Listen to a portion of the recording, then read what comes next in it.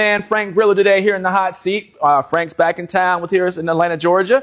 Back filming third season Tulsa of King. Tulsa King, man. Yeah. Have you not watched Tulsa King? You guys are missing it with Stallone. That's right. And Frank and A whole bunch of Annabella Sciorra and this year's Robert Patrick is on the show, and it's on Paramount Plus. Awesome. So tell us a little bit about Tulsa King, what makes Tulsa King what it is, what your, don't go too far, but what makes your role the role on Tulsa King? Well, for me, Tulsa King is about one thing. It's about Sylvester Stallone, right? Okay. And everything rolls down from there. And so for me, it's my role on Tulsa King is about coming on and pulling the best parts of what Stallone is out of Stallone. Right, nice. And Frank, how long you been acting now?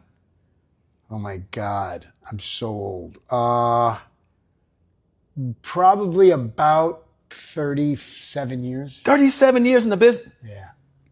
37 from the years. Soaps to the sitcoms to commercials to sitting here with you, Coach. Man, okay. So I'm going to ask, because we don't get a chance to get behind the stage door with our acting friends, and we have our favorite roles that you guys play in. I adore the guy, man, for playing Leo. Oh yeah, in The Purge. That's my favorite role he's played in, and some others. But if you could name your top 2 or 3 roles that you played in that are the most endearing to you, who were those characters and what shows and movies were those? Oh, the first one would be Alvy Kalina from Kingdom. That was a great experience because it was a full-blown 4 seasons of getting to explore who basically was me, the darker side of me anyway.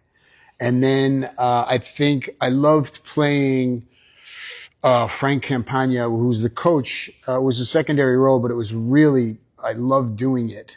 And Warrior, the film Warrior. Yes. MMA and movie. then I love Leo Barnes from The Purge. And, I still am holding hope out for the 6th and final Purge, which hopefully at some point before I get too old, we'll be able to make. All right, ladies and gentlemen, we could probably stop this right here because you heard it from the man himself. There is a possible another Purge coming out with Frank returning back, to it. So we would love to have that. But I also became familiar with you pre-COVID because you had this series on Netflix right as Netflix was becoming Netflix, and it was called The Fight Series. Fight World. Fight World. Yeah. And if you haven't seen this and you're a fan of combat sports, tell me a little bit about what Fight World was and how was that experience traveling from country to country and looking at different fight cultures. And what was that like for you? That was a dream come true. It was an idea that I came up with and pitched to Netflix, and they bought it. And so, much like Anthony Bourdain, I was fascinated with culture, and he was fascinated with food culture, and I'm fascinated with fight culture and why people fight certain styles in certain places and what it means to their culture. And so I went out there and explored, I really explored it from the cultural end. It wasn't really a tutorial about how to do it, and really got to know these fighters at such a deep level, which just made me love fighting and fighters even more.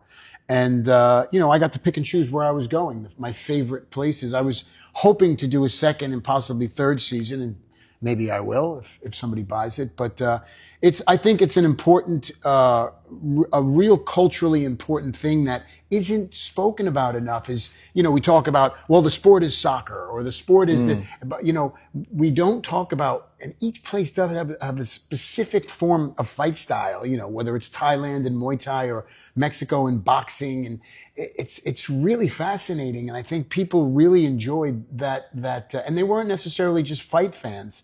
But people really enjoyed it on a cultural level. And I basically ripped it off of Anthony Bourdain, rest his soul, because I'm such a huge fan of his.